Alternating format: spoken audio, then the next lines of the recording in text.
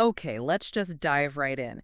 If you could do anything, I mean anything at all, and know for a fact, absolutely zero consequences. No cops, no courts, no one judging you, nothing. Yeah. Would you just, take a second, answer that honestly just to yourself? Because whatever pops into your head right there, well, that tells you something about the chains you don't usually see. Right? It really does. And what's fascinating isn't always the act itself, the fantasy. It's more about how quickly you probably shut that thought down, Yeah. that immediate self-censorship. Yeah. And it kind of makes you wonder, doesn't it? Is our morality this internal compass we're born with, or is it just a whole bunch of tripwires we've, learned not to step on? Okay, let's twist that a bit. Imagine just for 1 hour, murder is completely legal. No police investigation later, no trial, nothing. For 60 minutes, whose face pops into your mind? Just for a flicker, don't flinch away from it. That thought, that shadow part of being human, it's in there, it's in you. So what's really stopping it? Is it just the law, the fear of getting caught? Or is it something more about who you think you are, your self-image? Well, it digs right into what psychoanalysts might call the shadow. Yeah. Those parts of ourselves we don't like to acknowledge. Society, our own conscious mind, we work overtime to keep that stuff down. But the fact that it's there, it shows this constant negotiation going on inside, doesn't it? Between what we could do and the self we've built. I ghosted someone once, right when they were having a panic attack. Just vanished. My excuse, even to myself for a while, was that I was like protecting them from my own issues. But the real truth, it was ugly. I couldn't stand them seeing me vulnerable. My image mattered more than their pain. That's a bitter pill, you know? Have you ever swallowed something similar? Put your own look ahead of someone else's real need. That's a really powerful example Yeah. because prioritizing the ego, our image, over empathy, it's such a core human thing. Psychologically speaking, that fear of judgment, of being seen negatively, it can absolutely shut down our compassion in those moments. And think about how loud we are about justice. We demand it. We want fairness. We love the idea of it. Oh, absolutely. The ideal is very appealing. Until it actually asks something of us. Right. Until it means giving up some comfort, or maybe some privilege, or risking our social standing. And then suddenly, justice gets, well, it gets complicated. Really convenient complications pop up. That conditionality is fascinating, isn't it? How we champion these big ideals Yeah. right up to the point where they bump against our own self-interest. It really forces you to ask, what's the difference between just saying you believe something and actually being committed to it? Yeah. Forget the old ethics books for a second. Just look at your group texts. Someone's reputation is getting torn apart. What do? Do you jump in? Pile on? Or do you play it safe, stay silent, maybe risk defending them? Because now, today, your character isn't some abstract thing. It's like coded in those tiny online choices. Likes and shares are the actual currency. That's such a key point. This digital world, it amplifies everything. Your Yeah. actions, the consequences, and those lines between what you think privately and what gets seen publicly, they get incredibly blurry. Plus, you've got the whole group dynamic, everyone chasing that online validation. It massively sways what individuals choose to do. Okay, here's a real tightrope walk for you. Imagine you have to choose. Tell a lie that protects everything, your life, your reputation, your whole world, keeps it intact. Or tell the absolute truth, knowing it will completely destroy someone else's life, maybe someone you love. Where's right in that mess? When every single path leads to wreckage. Is morality this fixed star we follow? Or is it more like a compass we kind of spin depending on what we need right now? Dilemmas like that just shatter any idea of Yeah. simple, rigid rules, don't they? They force us to wrestle with whether morality is absolute or if it depends on the situation.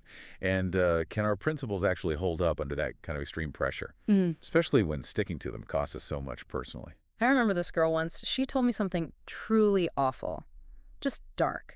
And the weirdest thing, she almost smiled, just this tiny, tiny upturn of her lips while saying this horrible thing. It completely broke my brain for a second. My whole map of right and wrong just fractured. What do you do when evil looks familiar? When it wears a mask you recognize, maybe even trust? That's deeply unsettling, that story. Huh. Because it messes with our assumptions, right? Hmm. About how evil is supposed to look, how it should present itself. That clash, the familiar face saying something disturbing, Yeah. it's a gut-level challenge to how we categorize morality. So let's circle back. Be really brutally honest with yourself here. Are you actually truthful deep down? Or are you just really, really good at calculating the odds of getting caught lying? Is integrity who you are? Or is it a performance you put on because you know people are watching? The difference between those two is huge. It's everything. That's almost a Socratic question, isn't it? Forcing that self-inquiry. Why do we act the way we do? Is it truly an internal commitment? Or just, a smart strategy to avoid trouble? Realizing which it is, that reveals how fragile integrity can be if it only relies on outside pressure. You know that saying, the road to hell is paved with good intentions? I think that's crap, mostly. Oh, how so? I think it's paved with intentions that are so comfortably vague they let you feel good without doing a damn thing, or maybe doing harm. No, the real paving stones on that road are the likes you got for pretending you cared. Wow. That flips it completely, and it cuts right to the core of performative goodness, doesn't it?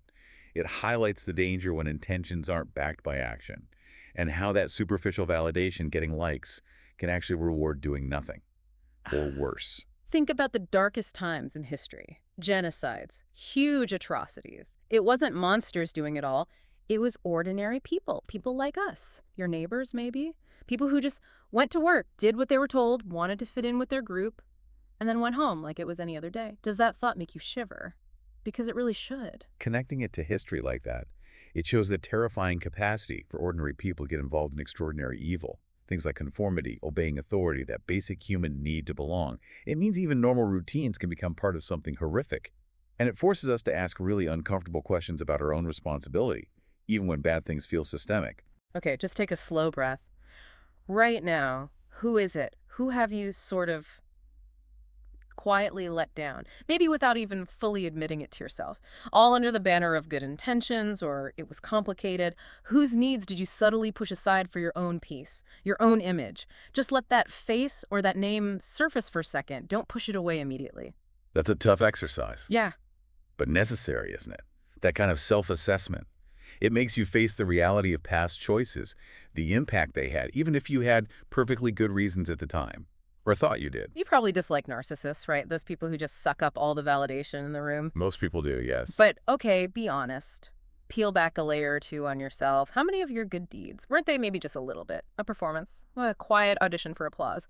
For that little hit of external approval? Look really hard in that internal mirror. What do you see? It's uncomfortable because it touches on that universal human thing, doesn't it? That Yeah. deep craving for recognition, for validation. It forces us to question how pure our motives really are, to try and separate genuine kindness from acts that are subtly feeding the ego. Okay, imagine this stark choice. Option A, everyone thinks you're a hero. You're lauded, celebrated, drowning in validation, but secretly. You did nothing. Maybe even caused harm nobody knows about. Option B, you actually are a hero. You do the right, incredibly difficult thing, maybe risk everything, but you die totally unknown. Or worse, maybe people think you were the bad guy. Your gut reaction, your honest internal choice there. That tells you which God you really worship, ego or action. That's a brutal hypothetical. It forces you right up against your deepest values. Yeah. You have to weigh that external praise against the internal satisfaction of doing what you believe is right. Where does your real loyalty lie? Look around at any movement, any cause. You see some people, right? They're documenting every single protest, every action for their social media, crafting that perfect activist image. The performance aspect again. Exactly. And then there are others, just there. On the front lines, maybe taking real risks, doing the hard work, often unseen. Which one are you? Or maybe, are you the one watching safely from the sidelines, clicking like? It highlights that spectrum of involvement, definitely, and the different levels of risk people take. Makes you think about your own commitment, doesn't it? Is it just surface-level allyship, or is there real skin in the game? All right, let's cut the crap. Quick answers. Gut feelings only. Would you cheat? On a test, taxes, your partner. If you knew, absolutely 100% certain you would never ever get caught, yes or no? Would you steal something valuable if it was the only way to save someone you love from real suffering? Would you tell a lie that ruins someone else but completely secures your own future? No justifying. Just feel the answer. Feel that little squirm inside. That's your real self bumping up against the mask you wear. Those rapid-fire questions, they bypass our usual defenses, don't they? Our rationalizations. They tap into something more primal, instincts, fears, and that internal conflict they stir up. That shows the gap between who we want to be or pretend to be and the parts of ourselves we don't always face. Okay, confession time. My own messy inside. I genuinely believe in radical kindness, like really trying to extend compassion. And yet, there's this cold, hard part of me that thinks some actions, some people, they just warrant destruction, annihilation. How do those two live side by side in one head? I don't know. Do you have contradictions like that? Things you never say out loud? I think most honest people would say yes. They're Yeah. rarely just one thing, are we? Human psychology is complex. Recognizing those contradictions, those opposing impulses coexisting, that's actually a big step towards real self-awareness. It's not hypocrisy necessarily, it's just Yeah. human. I had a friend once, late night, bit too much whiskey maybe, get brutally honest. He said, I don't think I've ever actually been good. Not really. I've just been terrified of the consequences of being truly evil. Wow, that's stark. It was, but it didn't feel cynical. It felt liberating almost, like admitting, yeah, most of us live in that messy, confusing gray area between the extremes. That really challenges the simple good versus evil idea, doesn't it? Hmm. The gray zone concept acknowledges all the complex motives and murky ethics we navigate every day. Here's a really unpopular truth. One people fight hard to avoid. Sometimes you don't get forgiven. Sometimes the hurt you caused is just too deep, too permanent. Forgiveness isn't yours to demand, it's not on the table. And pushing for it, needing that validation of being absolved, that can just be another layer of selfishness. Sometimes the price you pay is just living forever with the damage you did, period. That's a powerful challenge to the way we usually think about forgiveness, Hmm. often focusing on the perpetrator's need for closure. It centers the lasting impact on the person who was hurt and acknowledges some things might be irreparable. It shifts the focus dramatically. And we're swimming in this culture of like Instagram morality, aren't we? Post the right infographic about inclusion, then subtly freeze out anyone who doesn't fit your exact mold. Tweet your undying support for a cause, then do absolutely nothing concrete about it. It's all empathy for clicks, but exclusion in practice. It's the uniform of the validation slave. It's a sharp critique, but it captures that surface-level quality of so much online virtue. That gap between what people say online and how they actually behave offline can be huge. And the need for likes, for validation, definitely fuels that performance. Okay, you listening, be totally honest, just with yourself. Have you ever ripped someone apart online, judged them harshly for something you've actually done yourself? Maybe slightly different circumstances, but basically the same thing. And you gave yourself a pass, right? You had your reasons, your special circumstances. But they got the full condemnation, that double standard. That's the moat around your castle of self-approval. Oof. Yes. That cognitive bias is incredibly common. We judge others by their actions, ourselves by our intentions. And that moat, as you put it, it protects our ego, sure, but it completely blocks genuine self-reflection and taking responsibility. I knew this guy, seemed amazing publicly, volunteered, rescued dogs, always saying the right, compassionate thing, Mr. Wonderful. Uh-huh, the perfect public face. But in private, he was emotionally shredding his girlfriend.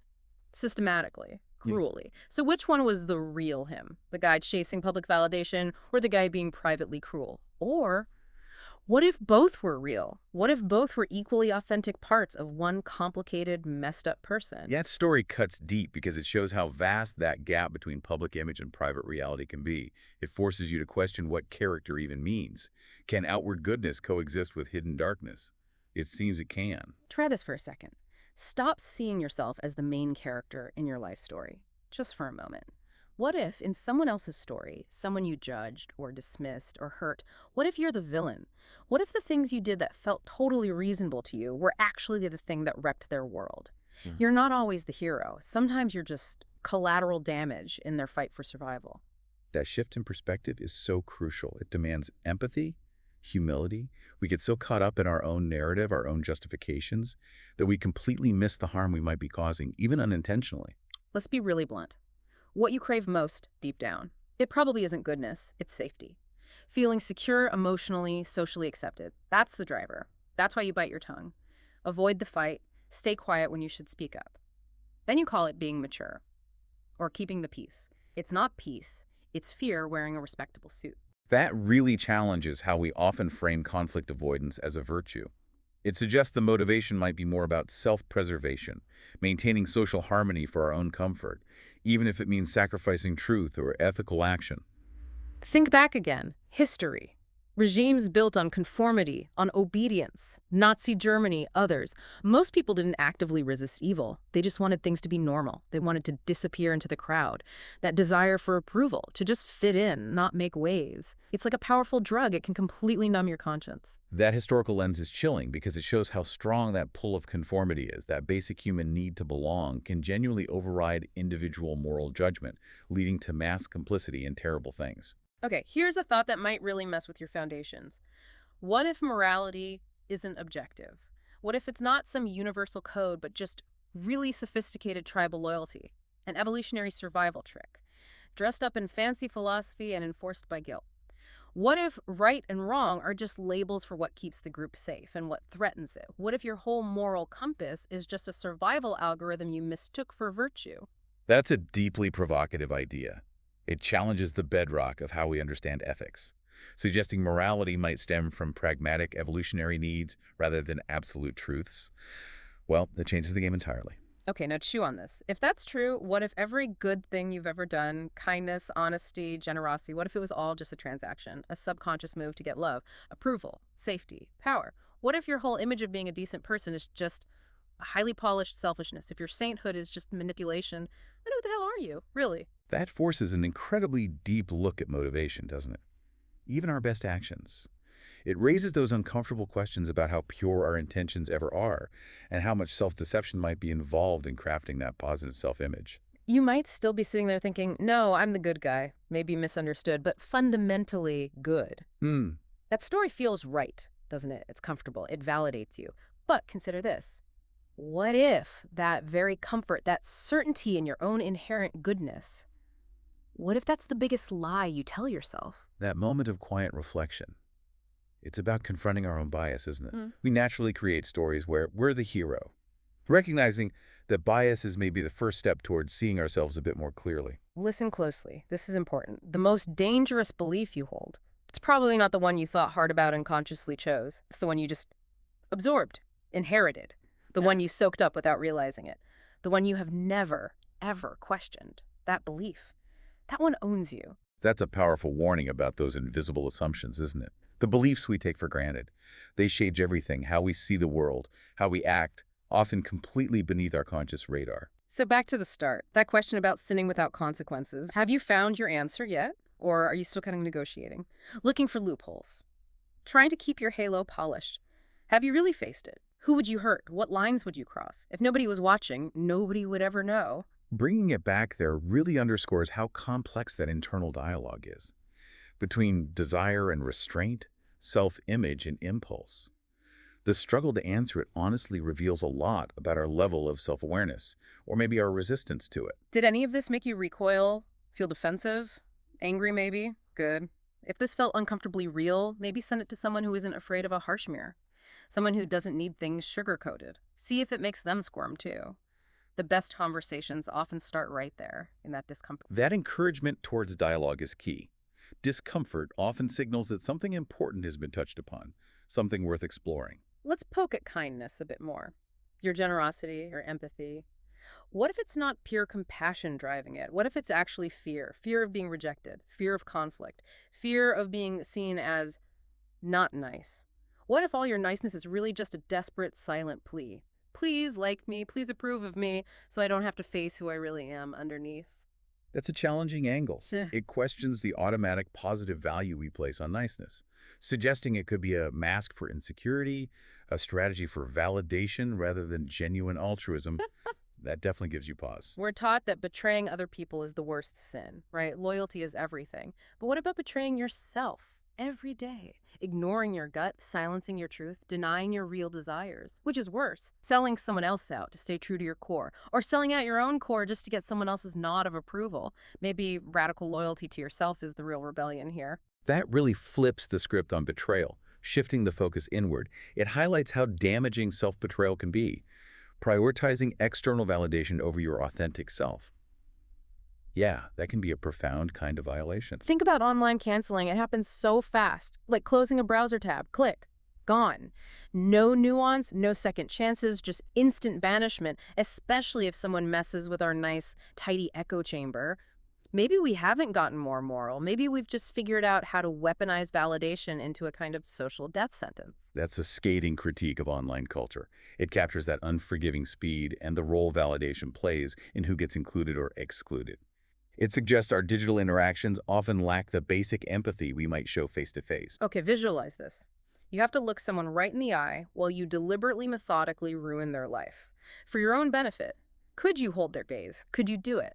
And afterwards, could you still look in the mirror and believe you're a good person? What does good even mean if it requires you to inflict that kind of intentional pain? That image is incredibly stark.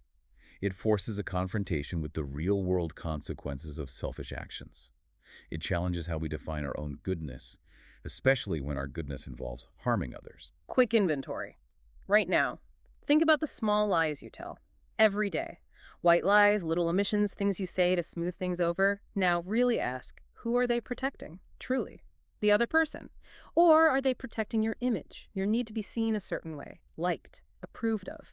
That list of tiny deceptions, it's like a map tracing your addiction to validation. That's a practical way to see it, examining those everyday communication habits. The motivations behind those seemingly small dishonesties often point to that deeper need for social approval, even if we don't realize it. You know, that compliment, you're so nice, seems harmless, right? Sometimes it is, but sometimes it's the most devastating criticism possible. It can mean you're so desperate to be liked, so afraid of conflict, so agreeable, that nobody knows who you actually are. You're so nice that you've basically made yourself invisible. That's a brilliant, unsettling reframe of nice. It exposes the potential shadow side. That extreme agreeableness, driven by needing validation, can completely erase your authentic self. You lose genuine connection. I heard a story once, a woman talking about her ex. She said, "He never hit me, never even raised his voice." Then she paused, looked away, and said, "But he erased me, slowly, quietly, until I wasn't sure I existed outside of his approval." That quiet violence, that erosion of self fueled by control and needing validation. Sometimes that cuts deeper than anything physical. That's a chilling illustration of emotional abuse, the insidious way it works. Undermining someone's reality, their sense of self, often tied to the abuser's need for control and validation. And damage is profound. What's the real price of keeping your own hands clean, maintaining that perfect image, while your silence basically signs off on someone else's suffering, on injustice? Is your comfort bought with the pain you choose to ignore? Does that make you complicit? Where does your responsibility even start when the problem is systemic and fitting in, getting validated, means looking the other way? That dives right into the murky waters of complicity, doesn't it? The ethics of inaction. It challenges that idea that being neutral is harmless. Silence in the face of wrong often empowers it, especially if validation comes from staying quiet. We all watch movies, read history, we see injustice, and we think, oh, if I'd been there, I would have resisted, I'd have spoken out. The hypothetical hero complex. Exactly. But really, do you call out a casually cruel joke when you hear one? Do you push back against bad ideas at work? Do you just scroll past suffering online because it's easier? How you act in the small moments day to day, that's a much better predictor of how you'd act in a crisis. Think about it. That's a sobering check on our idealized self-image versus our actual daily behavior. Our patterns of small inaction probably tell us more about our courage, or lack thereof, than any grand fantasy of heroism. Let this land. You don't need to be actively evil to cause immense harm. You just need to consistently choose your comfort, your need to be liked, your quiet life over truth and justice. Passivity isn't neutral. It's the air that evil breathes. That's a stark framing. But it highlights the power of inaction. It's not just about committing bad acts. It suggests indifference. Prioritizing personal ease over ethical engagement allows harm to flourish.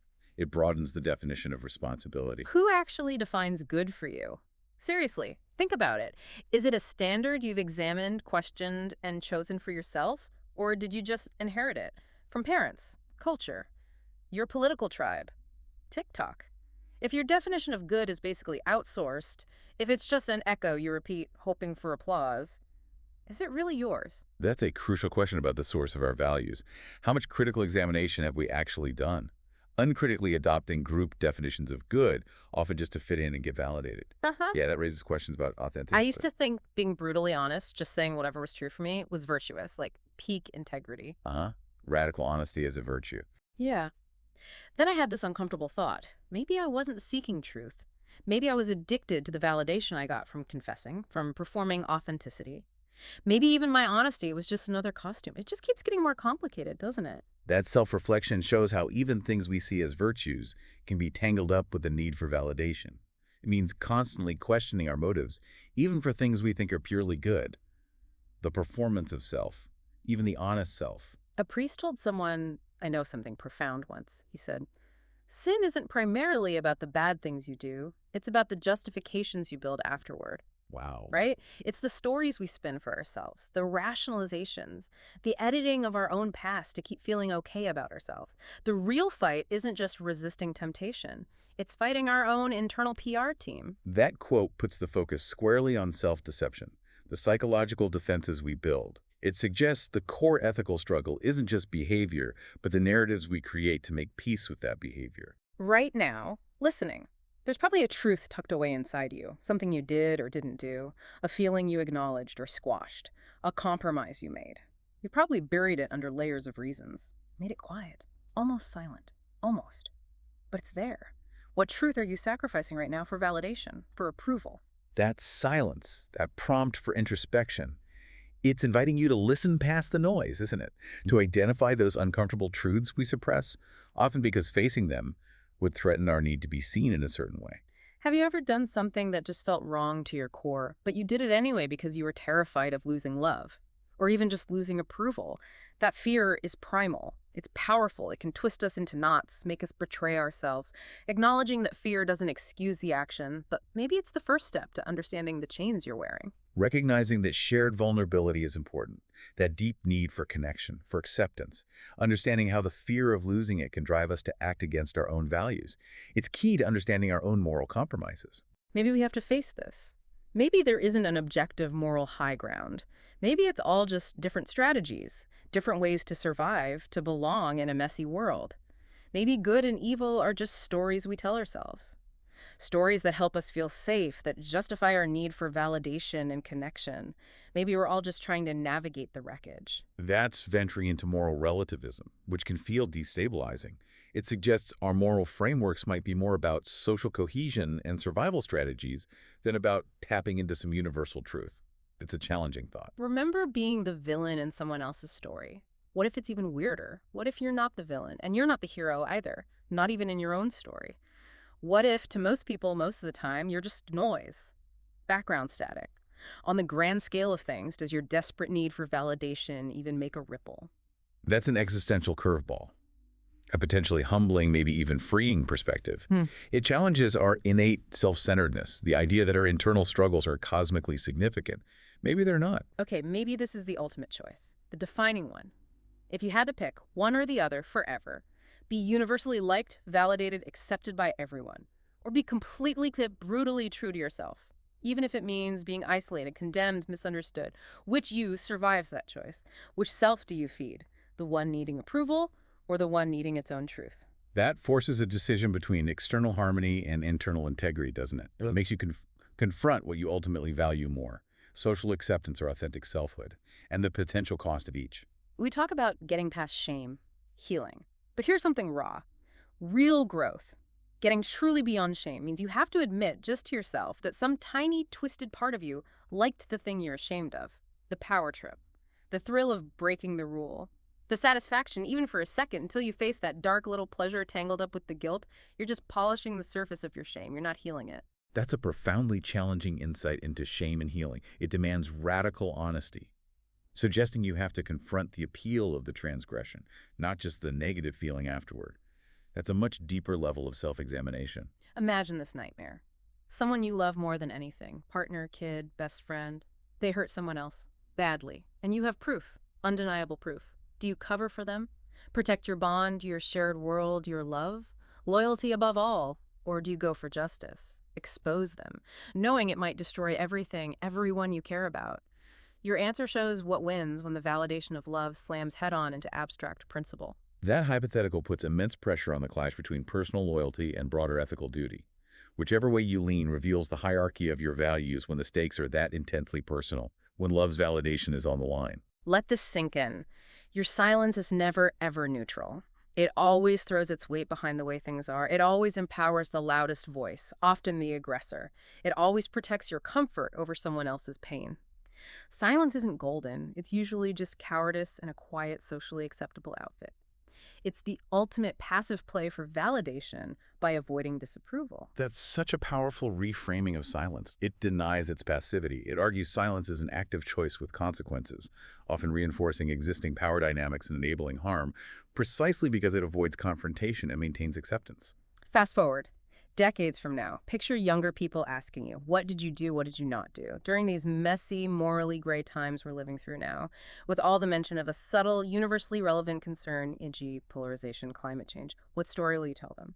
More importantly, what story will you have told yourself by then? To make peace with your choices, your silences, your constant hunt for validation. That future perspective forces accountability, doesn't it?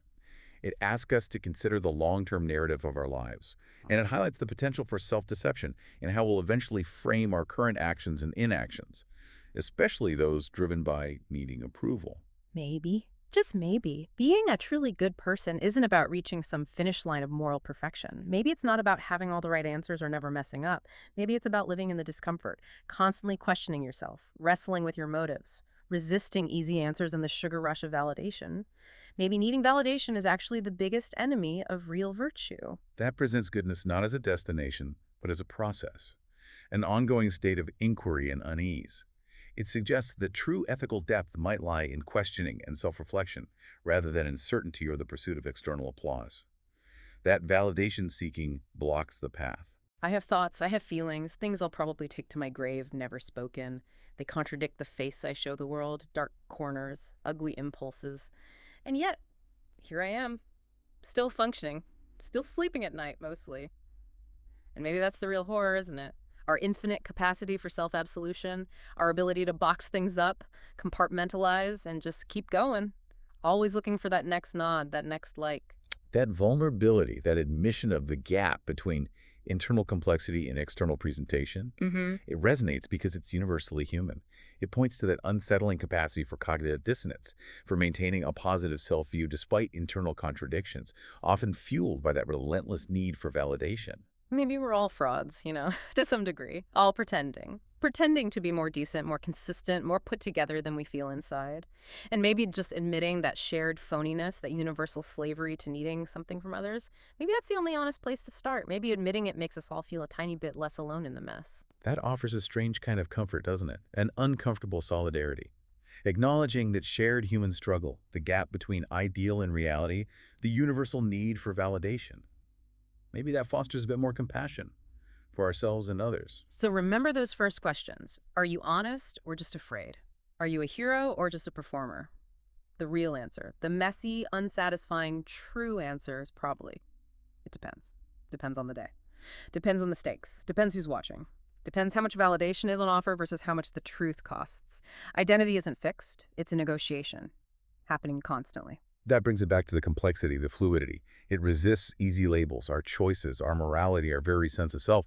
They're shaped by this constant interplay of internal values and external pressures, with validation always lurking as a powerful influence. So forget your highlight reel and forget your biggest regrets too. You are not your best moment. You are not your worst moment. You are the terrifying, ambiguous, and utterly human distance between them. That gap, that's where you live. That messy, undefined space. And that's the truth, way beyond validation. That's a powerful final thought. It embraces the complexity, the ambiguity. It suggests our true selves reside not in the peaks or valleys, but in the whole landscape of our lives. Okay, take a deep breath. If this hit a nerve, maybe hit rewind. Listen again later. Sometimes the stuff that makes you uncomfortable is the stuff you most need to hear. See what you blocked out the first time. That invitation to revisit is important.